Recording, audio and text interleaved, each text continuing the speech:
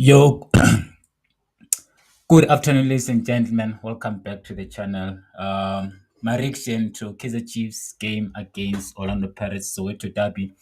Soweto Derby that was very much entertaining. I did not expect such an entertaining football from both this side, and they proved me wrong, man. They played very well. I mean, not they did not play well very well. One side played very well, and the other side bottled it. To be honest, Kaizer Chiefs bottled it. If you're being honest, I mean, they started the game very well, but they just like lost control of the game. But what an entertaining football! Before getting into the what really happened in the game, I must say, what an entertaining afternoon of football, and there was a lot of drama, man. This what you want sort of derby to be. This is derby. This how and what derby should be. End to end action, red cards, goals. One team coming back from a goal down, an early goal, fights here and there.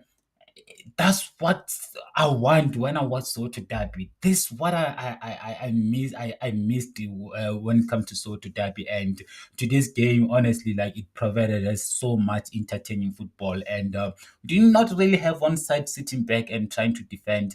Maybe because of they have the next week's games in the back of their mind. But I need to say this.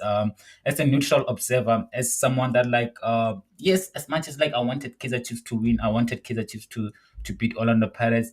I must say this. Kaizer Chiefs have some serious problems. Kaizer Chiefs need to improve. And I mean today they were beaten by, you can say, a B Orlando Pirates, because that's not a full-fledged Orlando Pirates. That's not an full strength Orlando Pirates. It's an Orlando Pirates team that was missing so many big players. So Orlando Pirates team that did not have um, Tito Masonga is an Orlando Pirates team that did not have both starting. You can even say three of their starting central backs. Son, we know that is injured. We know that Olisenda has been missing for, I mean, throughout the season. We also know that like Siviso also was not in the did not start today, and also you can say Orlando Pirates that was missing their whole back line, because I mean Van Rooyen was not in the starting 11, did not even was not even in the 18-man squad, and also their left back, normally Hoto plays there. Hoto was playing that the in left wing today, so you can see that like there's an Orlando Pirates side that was is limping. It's not a full strength Orlando Pirates, but then as much as like Orlando Pirates was still missing all these players that I mentioned, they're still able to beat these Kaizer Chiefs. Yes, you can say maybe Kaizer Chiefs they were missing, but then they were missing some of their players. But then remember they had Miguel on the bench, and this is a Kaizer Chiefs team that beat Mamelodi Sundowns. They had, yes, you can say maybe in central midfield they could have brought someone to strengthen the midfield, someone like Kele Mutete was on the bench, Matlu was on the bench, as well as Edson Castillo was also on the bench. I can't give Kaizer Chiefs any excuses. Kaizer Chiefs don't deserve any excuses. Kaizer Chiefs should have won this game. Kaizer Chiefs started the game very well. They started the game scoring an early goal, and instead of like taking control of the game, they lost control of it. And when they scored that goal, I was like, okay, fuck, come on, Kaizer Chiefs, get this win, so that you guys can approach next week's game more confident and with more belief. But then the way they just like lost it to Orlando Pirates, and I need to say this: Orlando Pirates did not have to work very hard to win this game. They did not have to work very hard to win this game. For me, Orlando Pirates could have scored 3 4 goals. Orlando Pirates could have scored so many goals. I mean, even in the first half, Orlando Pirates could have went to second half leading this goal. Let's not forget Bryce Fuma had to produce some good saves, and he kind of like, as much as like I don't really rate Bryce Fuma, he kind of like they put keep Kaizer Chiefs in the game. And look, Orlando Pirates today, they showed me that like they have more, and they showed personality. Some of the players, they showed their personalities out there. They showed me that like even when they're faced with adversities, they are able to win games even when it's not comfortable. And for that, you have to say kudos to Orlando Pirates. You have to give them credit, because, like I said, this Orlando Pirates that's missing their entire back four. They are missing Dito Masonga is not there.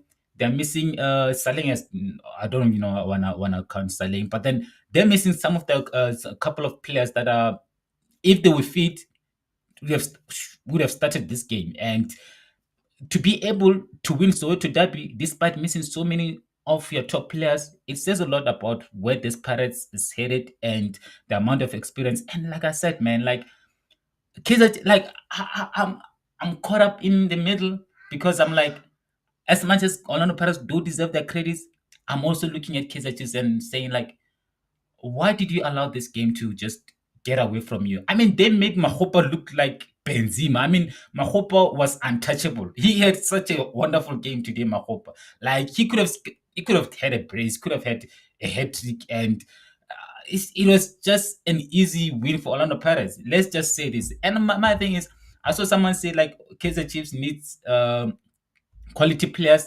But then you look at this players that started today, and you compare them with the Orlando Pirates. I mean, yes, you can say from the midfield going forward, Orlando Pirates are much better. But then you look at Kaizer Chiefs bench. You look at the bench of Kaizer Chiefs. You had Kelly, you had Dupreez, you have Castillo, right? I rate those three players very highly, especially Kelly and Castillo. Dupreez not so much because he does miss so many chances. But then Tabocele, SN Castillo, I rate them very highly. And with proper management, with the proper coaching, these players can take Kaizer Chiefs to another level. And as much as I don't want to really focus on Coach Nasrin Nabi, I will judge him like maybe next season. But questions needs to be asked. Question really needs to be asked because he should be getting the best out of these players. These players, they do have quality. He is, if we're being honest, he's not really getting the best out of some of these players. He's not, and I don't know. Look, like I said, I don't want to be too critical of him because I'll be critical of him next season. He's in the Nedbank Cup finals. I hope that he does well in the Nedbank Cup finals. I hope he used this game as a preparation for next week. I hope so. I hope so. That's my hope. That's what I'm hoping for.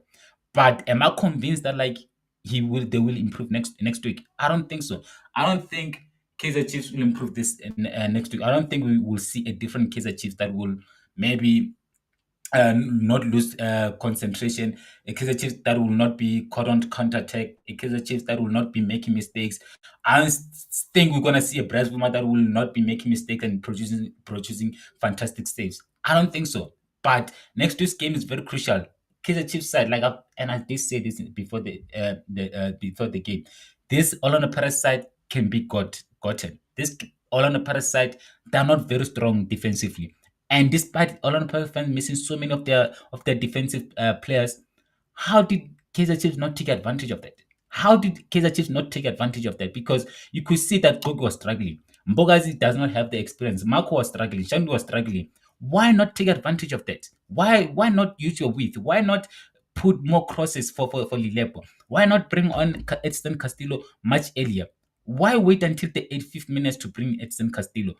Those are the things that like I don't understand. And again, this was a must-win game for Kaizer Chiefs. Let's not forget it. This for me, it was a must-win game for Kaizer Chiefs because they have to finish in the top eight. Because right now, I don't think they want to finish in the top eight. They must just forget about the top eight. It's not going to happen for them because if they could not beat this Orlando Pirates that is limping, this Orlando Pirates that is not full strength, there's no way that they're going to beat Sikukune. Sikukune, they just beat Orlando Pirates. Sikukune are such a tough team to beat. Such a difficult team to beat. Even for Orlando Pirates, difficult for Orlando Pirates to beat Sikukun. Even Mamelodi Sundowns, difficult for Mamelodi Sundowns to dominate Sikukun and beat them convincingly. So I think Kaizer Chiefs, at least maybe if they had drawn this game, maybe I would have given them maybe a bit of chance. But then the fact that like they had this game literally in their hands and they decided to just give it to Orlando Pirates on a silver platter. Orlando Pirates, I don't think they do not have to work very extremely hard for this.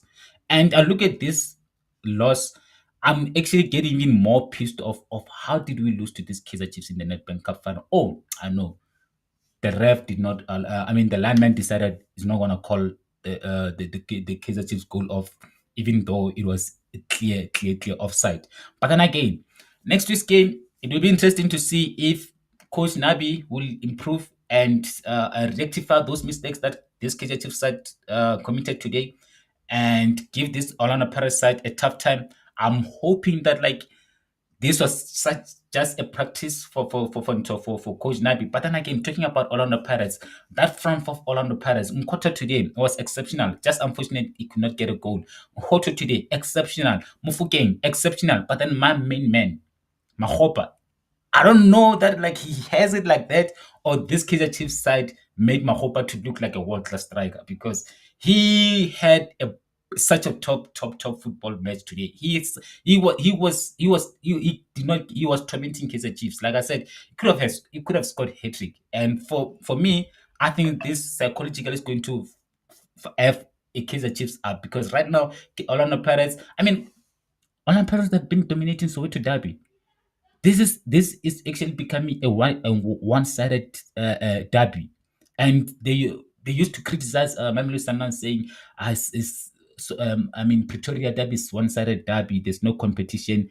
But then you look at Soweto derby right now. You can say it's also a one-sided derby because Orlando Pirates are dominating it. And if Orlando Pirates go on and win Nedbank Cup next week, which I hope they don't, look,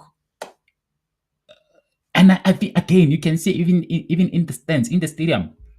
There's more Orlando Pirates fans in the stadium than Kaizer Chiefs fans.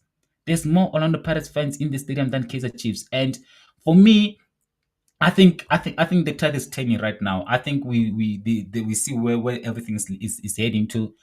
And Kaizer Chiefs need to really improve, man.